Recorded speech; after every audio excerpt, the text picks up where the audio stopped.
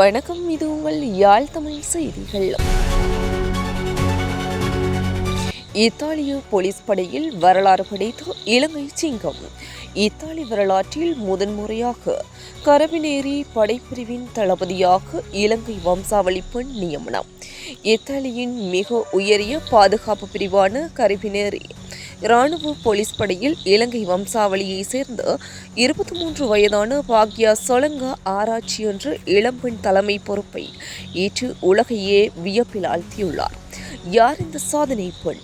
பூர்வீகம் இலங்கையின் வெண்ணப்புவ பகுதியை சேர்ந்த ஹென்றி சொலங்கா ஆராய்ச்சி புனித அண்ணா தளபதியின் புதல்வியாவார். வரலாற்று வளர்ச்சி 1982 இத்தாலிக்கு குடிபெயர்ந்த இவரது பெற்றோர் மிலன் நகரில் வசித்து வருகின்றனர். அங்கே பிறந்து வளர்ந்த பாக்கியா இன்று அந்த நாட்டின் பெருமைமிகு அதிகாரியாக மாறியுள்ளார். ஏன் இது மிகப்பெரிய சாதனை?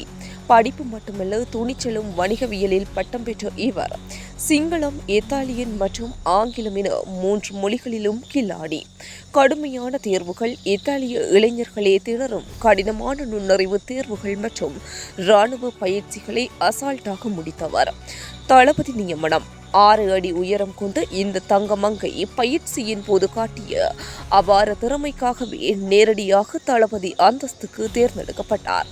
வெளிநாடு ஒன்றின் இத்தகைய பலம் வாய்ந்த பாதுகாப்பு படையில் ஒரு இலங்கை வம்சாவளி பெண் தலைமை பொறுப்பு வகித்திருப்பது என்பது இதுவே முதல் முறை.